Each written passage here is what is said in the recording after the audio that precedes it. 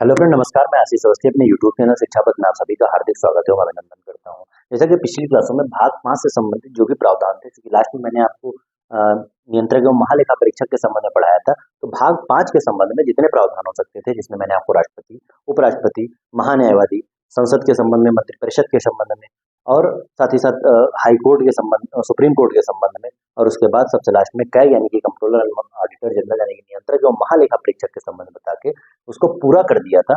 अब भाग भाग 5 के संबंध में जितने प्रावधान थे मैंने सब आपको बता दिए हैं। उसी क्रम में आज बढ़ते हुए अब हम बात आपसे करेंगे भाग 6, इसमें क्योंकि भाग 5 में संघ यानी केंद्र की बात की गई थी और यहाँ भाग 6 यानी राज्य की बात की जाएगी, जो कि अनुच्छेद 152 से 237 तक इसके विषय में प्रावधान दिए गए हैं। तो इसके विषय में पहली चीज तो आपको ये याद रखना कि जो प्रावधान मैं आपको पीछे पढ़ा के आया हूँ, हर चीज वही रिकॉर्ड हो जाएगी यहाँ आपको, क्योंकि आप ये इस तरीके से समझ लीजिए कि पहले हमने बड़े भाई के बारे में पढ़ लिया था, जो कि पूरे जिसका नेतृत्व, जो पूरे देश का नेतृत्व कर रहा था, पूरे देश का नेतृत्व। अब हम एक छोटे भाई, उसके छोटे भाई यानी कि राज्य के संबंध में पढ़ेंगे। यहाँ जैसे वहां मैंने आपको राष्ट्रपति पढ़ाया था, तो उसका छोटा भाई यहाँ राज्यपाल में पढ़ाऊंगा आपको। वहां मैंने आपको प्रधानमंत्री पढ़ाया था, यहाँ मैं आपको मुख्यमंत्री के संबंध में पढ़ाऊंगा। वहां मैंने आपको महान्यायवादी के संबंध में पढ़ाया था, यहाँ मैं आपको महाधिवक्ता के संबंध में पढ़ाऊंगा। तो इस तरीके से सेम टू सेम लगभग कुछ परिवर्तन होंगे, बाकी लगभग वही प्रावधान आपको मिलेंगे। तो इसमें मैं ज्यादा समय नहीं लूंगा, जल्दी से जल्दी भाग 6 को कंप्लीट करके मैं संविधान के अन्य भागों की ओर बढ़ जाऊंगा और जो भी जरूरी चीजें यहाँ से आपके लिए होंगी मैं आपको बताता हुआ चलूंगा। तो आज सबसे पहले हम राज्यपाल के संबंध में आपसे चर्चा करेंगे। तो राज्यपाल के विषय में आप एक बात ये याद रखिएगा कि राज्यपाल की नियुक्ति की जाती है। अब यहाँ पे एक चीज जो आपके राष्ट्रपति से इसमें अंतर हो जाएगा, वो ये हो जाएगा कि राष्ट्रपति का अप्रत्यक्ष निर्वाचन होता था, चुनाव के माध्यम से वह राष्ट्रपति चुना जाता था, लेकिन राज्यपाल का चुनाव ना होकर इसकी नियुक्ति होती है और नियुक्ति इसकी कौन करता है? राष्ट्रपति। आपको याद रखना है, राज्यपाल की नियुक्ति राष्ट्रपति द्वारा की जाती है। अच्छा, इसकी निर्वाचन क्यों नहीं होता? क्योंकि यदि निर्वाचन होगा इसका, तो मुख्यमंत्री और आपका जो राज्यपाल होगा, इसके बीच में मतभेद की स्थिति बनी रहेगी। राज्यपाल खुद को सर्वश्रेष्ठ समझेगा, मुख्यमंत्री खुद को सर्वश्रेष्ठ समझेगा। तो इस स्थिति में क्योंकि इनमें विवाद की स्थिति ना बने, इसलिए इसकी नियुक्ति का प्रावधान किया गया है। अगर इसके कार्यकाल के संबंध में बात की जाए तो सामान्यतः राज्यपाल का कार्यकाल 5 वर्ष का होता है, लेकिन इसको अगर आपके पास दो विकल्प के तौर पर अगर कहीं ये लिखा जाए कि राष्ट्रपति के प्रसाद पर्यंत, तब आपको हमेशा राष्ट्रपति के प्रसाद पर्यंत चुनना है। आपका सबसे अच्छा उत्तर राष्ट्रपति के प्रसाद पर्यंत हो जाएगा, लेकिन सामान्यतः अगर इसके कार्यकाल के संबंध में पूछा जाए तो 5 वर्ष का कार्यकाल होता है। हटाने का कोई उल्लेख नहीं है। आपको याद रखना कि हमारे संविधान में राज्यपाल को हटाने का कोई उल्लेख नहीं है। जैसे राष्ट्रपति को हटाने के लिए अनुच्छेद 61 के तहत मैंने महाभियोग की प्रक्रिया आपको पढ़ाई थी, लेकिन इसको हटाने संबंधी कोई उल्लेख नहीं है। लेकिन वहां पे एक बात ये कही गई है कि अनुच्छेद 156(1) के तहत, अनुच्छेद 156(1) के तहत यह बात स्पष्ट की गई है कि राज्यपाल राष्ट्रपति के प्रसाद पर्यंत अपना पद धारण करेगा। कहने का मतलब यह है कि राष्ट्रपति जब चाहे तब इसको हटा सकता है। फिर बात की जाए शपथ की, तो राष्ट्रपति के संबंध में मैंने आपको जो शपथ संबंधी बातें बताई थी, तो बताया था कि उस राष्ट्रपति को शपथ कौन दिलाता था? भारत का मुख्य न्यायाधीश। और वही बात अगर राज्यपाल के संबंध में की जाए तो राज्यपाल को शपथ उच्च न्यायालय का मुख्य न्यायाधीश दिलाता है। आपको याद रखना है, हाईकोर्ट के जो मुख्य न्यायाधीश होंगे वह राज्यपाल को शपथ दिलाएंगे, और सेम वही शपथ जो राष्ट्रपति लेते थे कि संविधान की रक्षा, लोक कल्याण, तो संविधान की रक्षा व लोक कल्याण की शपथ राज्यपाल भी लेते हैं। यह राज्य का संवैधानिक प्रमुख होता है। राष्ट्रपति के संबंध में मैंने आपको बताया था कि वह केंद्र का संवैधानिक प्रमुख था और यह राज्य का संवैधानिक प्रमुख होता है। राज्यपाल राज्य का संवैधानिक प्रमुख होगा। यहाँ पे मैंने वास्तविक प्रमुख के संबंध में आपको वहां भी बताया था कि संवैधानिक प्रमुख तो राष्ट्रपति था केंद्र का, लेकिन वास्तविक प्रमुख कौन था? प्रधानमंत्री था। तो वही बात यहाँ याद रखनी है कि राज्य का संवैधानिक प्रमुख तो राज्यपाल होगा, लेकिन वास्तविक प्रमुख मुख्यमंत्री होता है। अगर योग्यताएं की बात की जाए तो सेम वही योग्यताएं जो राष्ट्रपति की थी, 35 वर्ष की आयु पूरी कर चुका हो, भारत का नागरिक हो, लाभ के किसी पद पर ना हो, सेम वही योग्यताएं आपके राज्यपाल की हो जाएगी। फिर शक्तियां एवं कार्य, तो इसकी कुछ कार्यपालिका संबंधी शक्तियां होंगी, विधायिका संबंधी शक्तियां होंगी, न्यायपालिका संबंधी शक्तियां होंगी, यानी कि न्यायिक शक्तियां होंगी। तो उसके संबंध में विस्तृत से चर्चा करता हूँ।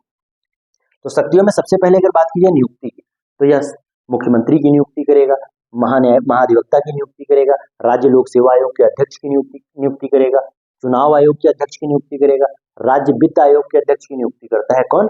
राज्यपाल करता है। और अगर मैं आपको रिकॉल कराऊं तो सेम यही प्रावधान कि प्रधानमंत्री की नियुक्ति राष्ट्रपति करता था, महान्यायवादी की नियुक्ति राष्ट्रपति करता था, संघ लोक सेवा आयोग के अध्यक्ष की नियुक्ति राष्ट्रपति करता था, निर्वाचन आयोग के अध्यक्ष की नियुक्ति राष्ट्रपति करता था। तो जो प्रावधान वहां थे, ठीक राज्य के विषय में, वहां संघ के विषय में था, यहाँ राज्य के विषय में सारे प्रावधान वही दिए गए हैं, क्योंकि वहां राष्ट्रपति था, यहाँ राष्ट्रपति की जगह पर राज्यपाल आ गया है।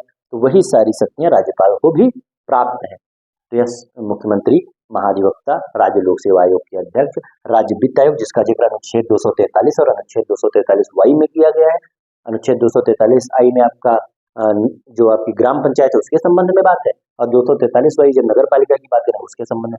वही राज्य निर्वाचन आयोग 243 में बात की गई है और 243 में बात की गई। तो इन सबके अध्यक्षों और सदस्यों की नियुक्ति कौन करेगा? राज्यपाल करेगा। फिर यह राष्ट्रपति से राज्य में अनुच्छेद 356 के तहत मैंने आपसे राष्ट्रपति शासन के संबंध में बताया था। तो आपको याद रखना है कि यदि राज्यपाल को ऐसा लगता है कि राज्य की संवैधानिक स्थिति बिगड़ गई है, कहने का मतलब कानूनी स्थिति खराब हो गई है और यह राष्ट्रपति शासन की आवश्यकता है, तो वह राष्ट्रपति को इस बात की सिफारिश करेगा कि इस राज्य में राष्ट्रपति शासन लगाया जाए। राज्य के विश्वविद्यालयों का कुलाधिपति होगा। राज्य में जितने विश्वविद्यालय होंगे, आपको याद रखना है कि राज्य में जो भी विश्वविद्यालय होंगे या जिसको विश्वविद्यालय मतलब यूनिवर्सिटी होगी, उसका कुलाधिपति कौन होगा? राज्यपाल होगा। विधानसभा सत्र को आहूत करना, वही बात यहाँ पे आ गई। संसद सत्र को आहूत करना, मैंने आपको बताया था संसद सत्र को आहूत करना, उसका सत्रावसान करना, उसका विघटन करना किसका कार्य था? राष्ट्रपति का कार्य था। ठीक वही बात विधानसभा के संबंध में है। इसके सत्र को बुलाना, उस सत्र को विघटित करना, सत्रावसान करना यानी सत्र को समाप्त घोषित करना, सारे अधिकार किसके पास होंगे? आपके जो राज्यपाल के पास होंगे। और उसी संबंध में मैंने आपको बताया था कि जैसे उसमें लोकसभा में कार्रवाई चल रही, उसका अध्यक्ष उपाध्यक्ष दोनों अनुपस्थित हैं, तो उस स्थिति में कौन उसकी अध्यक्षता करेगा? तो वरिष्ठतम सदस्य करता था, और इसकी अनुमति थी वो राष्ट्रपति देता था।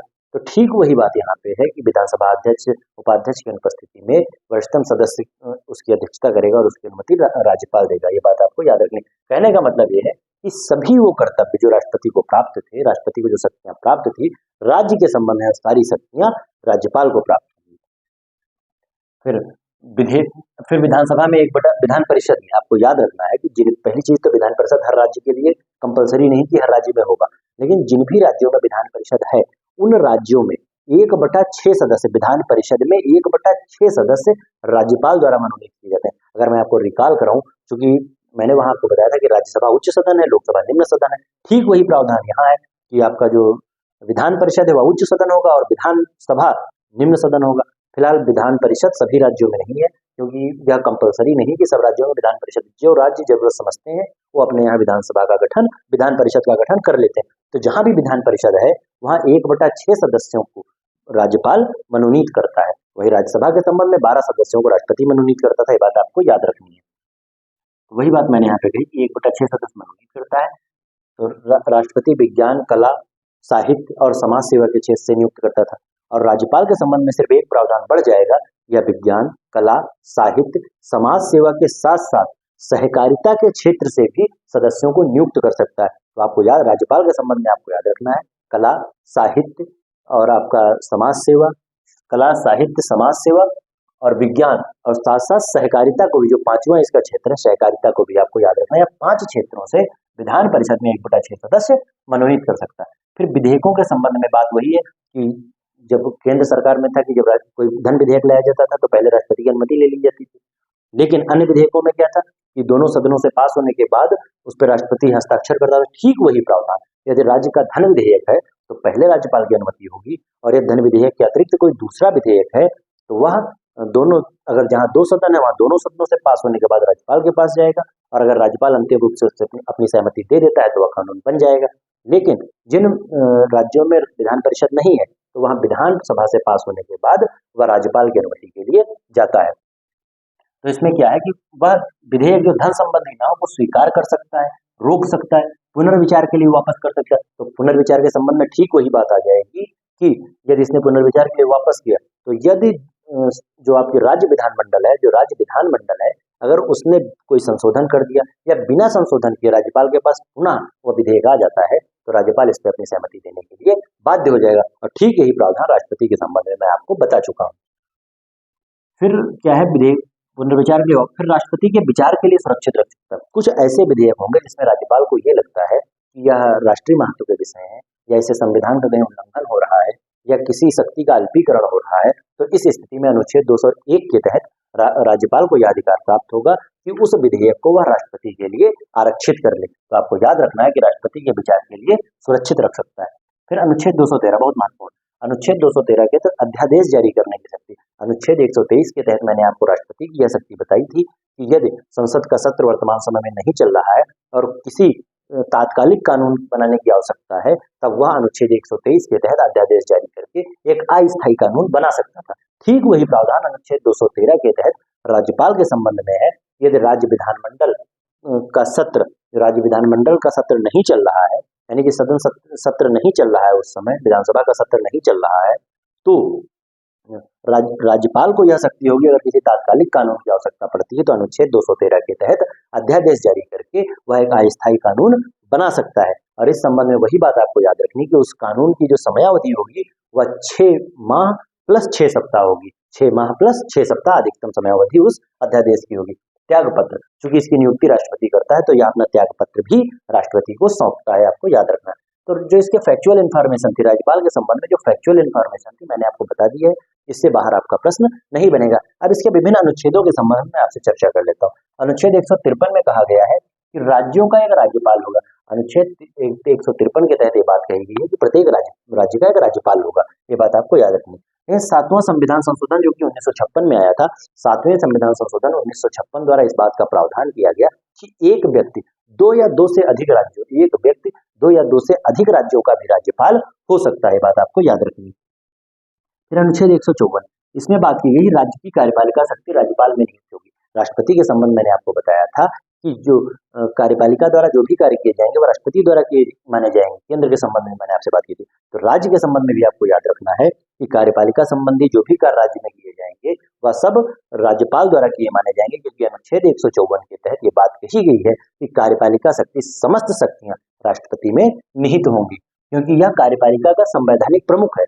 जो राज्यपाल, मैंने यहाँ पे राष्ट्रपति बोल दिया, आपको याद रखना है कि अनुच्छेद 154 के तहत ये बात कही गई है कि राज्य की कार्यपालिका संबंधी समस्त शक्तियां राज्यपाल में निहित होंगी, क्योंकि राज्यपाल जो राज्य का संवैधानिक प्रमुख होता है। आपको याद रखना है, राज्यपाल राज्य का संवैधानिक प्रमुख है, इसीलिए कार्यपालिका शक्ति, जो कार्यपालिका की समस्त शक्तियां हैं वह राज्यपाल में निहित होंगी और कार्यपालिका द्वारा किया गया कोई भी कार्य राज्यपाल द्वारा किया गया माना जाएगा। अनुच्छेद 155, राज्यपाल की नियुक्ति। अनुच्छेद 155 के तहत राज्यपाल की नियुक्ति कौन करेगा? राष्ट्रपति करेगा, आपको याद रखना।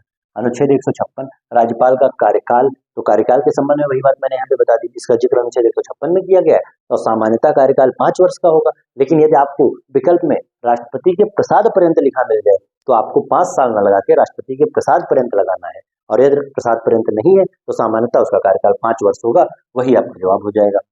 फिर अनुच्छेद 157, नियुक्त होने की योग्यता। अनुच्छेद 157 में राज्यपाल की योग्यता के संबंध में बात की गई। तो वो योग्यताएं मैंने आपको बता दी। भारत का नागरिक हो, 35 वर्ष की आयु पूरी कर चुका हो, लाभ के किसी पद पे ना हो। अच्छा, यहाँ पे एक चीज आपके दिमाग में ये उठी होगी कि आखिर अगर मैं बता रहा हूँ कि सारी योग्यताएं इसकी राष्ट्रपति के तरीके की है, तो फिर इसके जो राष्ट्रपति के संबंध मैंने आपको बताया था कि इसके प्रस्तावक और अनुमोदक के संबंध मैंने आपसे बात की थी, तो उसकी चर्चा यहाँ क्यों नहीं? तो उसकी चर्चा इसलिए नहीं है, जब मैंने आपको बताया था कि राष्ट्रपति के लिए 50 लोकसभा के 50 आपके प्रस्तावक, 50 अनुमोदक की आवश्यकता थी, लेकिन इसमें क्यों नहीं है? क्योंकि इसका निर्वाचन होता ही नहीं। जो राज्यपाल है उसका निर्वाचन ही नहीं होता, तो उसमें अनुमोदक प्रस्तावक की कोई आवश्यकता ही नहीं है, क्योंकि इसकी तो नियुक्ति की जाती है राष्ट्रपति द्वारा। तो यही बात आपको याद रखनी है। तो अनुच्छेद 157 में नियुक्त होने की योग्यता। अनुच्छेद 158 में बात की गई है राज्यपाल कार्यालय के लिए दशाएं। अनुच्छेद 158 के संबंध में आपको याद रखना है राज्यपाल कार्यालय के लिए दशाएं। अनुच्छेद 159 में शपथ संबंधी प्रावधान है। अनुच्छेद 159 में शपथ संबंधी प्रावधान है। उसको शपथ कौन दिलाता है? हाईकोर्ट का चीफ जस्टिस, यानी कि हाईकोर्ट का मुख्य न्यायाधीश। फिर अनुच्छेद 161, क्षमादान की शक्ति। अनुच्छेद 72 के तहत मैंने आपको राष्ट्रपति की क्षमादान शक्ति बताई थी, तो उसी क्रम में आपको याद रखना है कि अनुच्छेद 161 के तहत राज्यपाल को भी क्षमादान की शक्ति प्राप्त है, लेकिन राष्ट्रपति के मुकाबले इसको कम शक्ति प्राप्त है, क्योंकि राष्ट्रपति को मृत्युदंड को भी क्षमा करने का अधिकार था, और सैन्य जो आपका मार्शल लॉ था, यानी कि सैन्य कानून थे, उसके द्वारा भी अगर किसी को सजा मिलती तो उसको भी वह कम कर सकता था। लेकिन राज्यपाल को मृत्युदंड और मार्शल लॉ को छोड़कर अन्य क्षमादान की सभी शक्तियां प्राप्त हैं, लेकिन मृत्युदंड और मार्शल लॉ पे उसको क्षमादान की शक्ति प्राप्त नहीं है। अनुच्छेद 163, मंत्रिपरिषद का राज्यपाल को सलाह देना। कहने का मतलब यह है कि राज्यपाल मंत्रिपरिषद की सलाह पर ही कार्य करेगा। तो अनुच्छेद 163 के तहत बात कही गई है कि मंत्रिपरिषद राज्यपाल को सलाह देगा, और जो मंत्रिपरिषद सलाह देगा राज्यपाल वही काम करेगा। फिर अनुच्छेद 175, दोनों सदनों को संबोधित करने तथा संदेश देने का अधिकार। यही बात मैंने आपको अनुच्छेद 86 के तहत राष्ट्रपति के संबंध में पढ़ाई थी, और वही बात अनुच्छेद 175 के तहत राज्यपाल के संबंध में है कि इसको अधिकार होगा कि दोनों सदनों को संबोधित करे और उसको संदेश दे। और अनुच्छेद फिर किया गया 176, अनुच्छेद 176 में विशेष संबोधन, राज्यपाल के विशेष संबोधन, तो मैंने आपको अनुच्छेद 87 के तहत बताया था कि जब नई लोकसभा का गठन होता है तो उस समय राष्ट्रपति नई लोकसभा को संबोधित करता था, तो उस विशेष संबोधन का जिक्र अनुच्छेद 87 में वहां किया गया था। और यहाँ पे अनुच्छेद 176 के तहत विशेष संशोधन की बात की गई, राज्यपाल के विशेष संशोधन की, कि जब नई विधानसभा का गठन होता है, नई सरकार बनती है, तो शुरुआत में राज्यपाल उनको संबोधित करता है। तो वही बात कहा यहाँ पे 176 के तहत विशेष संबोधन की बात कही गई है। अनुच्छेद 200 विधेयकों पर सहमति देना, विधेयकों पर सहमति संबंधी प्रावधान अनुच्छेद 200 में है। और उसके बाद अनुच्छेद 201 में विधेयकों को राष्ट्रपति के लिए सुरक्षित रखना। मैंने आपको भी पीछे बताया कि इसको ये अधिकार होगा जिसको ये लगता है कि कोई विषय राष्ट्रीय महत्व का विषय है और उस पर राज्य कोई कार्रवाई कर रहा है, या कहीं इसको लग रहा है कहीं संवैधानिक अतिक्रमण हो रहा है, या किसी की शक्तियों को न्यून किया जा रहा है, कम किया जा रहा है, शक्तियों का अल्पीकरण किया जा रहा है, तो उस स्थिति में उस विधेयक को अनुच्छेद 201 के तहत राज्यपाल राष्ट्रपति के लिए आरक्षित कर सकता है। ये बात आपको याद रखनी। अनुच्छेद 13 बहुत महत्वपूर्ण, अभी मैंने अध्यादेश जारी करने के संबंध में यहाँ भी आपको बताया था। तो अनुच्छेद 213 के तहत राज्यपाल को इस बात का अधिकार होगा कि जब विधानमंडल का सत्र न चल रहा हो और तात्कालिक किसी कानून की आवश्यकता है, तो राज्यपाल अध्यादेश के माध्यम से एक अस्थायी कानून बना सकता है। तो अनुच्छेद 13 के तहत अध्यादेश जारी कर सकता है। और इस अध्यादेश की अधिकतम समयावधि क्या होगी? 6 माह प्लस 6 सप्ताह, आपको याद रखना है। तो फिलहाल जो राज्यपाल के संबंध में जो फैक्चुअल इन्फॉर्मेशन थी मैंने आपको बता दिया। इसके जो महत्वपूर्ण अनुच्छेद थे उसके संबंध में मैंने आपसे चर्चा कर ली। और अगर आप 1-2 बार इस क्लास को देखेंगे तो राज्यपाल के संबंधी जो भी प्रावधान है आप बहुत आसानी से उनको याद कर पाएंगे और परीक्षा में बनने वाला हर प्रश्न आप बहुत आसानी से बना पाएंगे। फिर बचे हुए समय में मैंने एक बहुत छोटा टॉपिक है महाधिवक्ता, महाधिवक्ता जिसका जिक्र अनुच्छेद 165 में किया गया। महाधिवक्ता यानी कि एडवोकेट जनरल। तो आपको अनुच्छेद 76 के तहत जब मैंने अटॉर्नी जनरल के महान्यायवादी के बारे में बताया था, तो सेम वही प्रावधान जो उसके कर्तव्य केंद्र के प्रति थे, वही महाधिवक्ता यानी कि एडवोकेट जनरल के कर्तव्य आपके राज्य के प्रति हो जाएंगे। तो इसके संबंध में याद रखना, जैसे महान्यायवादी की नियुक्ति राष्ट्रपति करता था, तो ये चूंकि राज्य में है तो इसकी नियुक्ति कौन करेगा? राज्यपाल करेगा। महान्यायवादी राष्ट्रपति के प्रसाद पर्यंत अपना पद धारण करता था, महाधिवक्ता राज्यपाल के प्रसाद पर्यंत अपना पद धारण करेगा। वह केंद्र सरकार का सर्वोच्च विधिकारी था, तो यह राज्य सरकार का सर्वोच्च विधिकारी हो जाएगा। तो इस संबंध में आपको याद रखना है कि महाधिवक्ता राज्य सरकार के वकील के रूप में कार्य करेगा। राज्य का इसको सर्वोच्च विधिकारी कहा जाएगा। इसकी नियुक्ति राष्ट्रपति करेगा और यह राष्ट्रपति के प्रसाद पर्यंत अपने पद को धारण करेगा। और इसको सेम वही शक्तियां प्राप्त होंगी जो महान्यायवादी को प्राप्त थी, कि इसको संसद में जो आपका राज्य विधानमंडल है इसकी कार्यवाही में भाग लेने का अधिकार होगा, बोलने का अधिकार होगा, लेकिन मतदान का अधिकार नहीं होगा, क्योंकि यहाँ भी यह संसद का उसका राज्य विधानमंडल का सदस्य नहीं होगा। तो फिलहाल जो महाधिवक्ता के संबंध में महत्वपूर्ण फैक्ट बन सकते थे मैंने आपको बता दिए हैं। फिलहाल आज की क्लास को मैं यहीं पे समाप्त करूंगा। और अगर आपको मेरा वीडियो पसंद आए तो उसको आप लाइक कर सकते हैं, शेयर कर सकते हैं और मेरे चैनल शिक्षा पथ को सब्सक्राइब कर सकते हैं। फिलहाल आज की क्लास यहीं पे समाप्त करता हूँ। बहुत बहुत धन्यवाद। नमस्कार।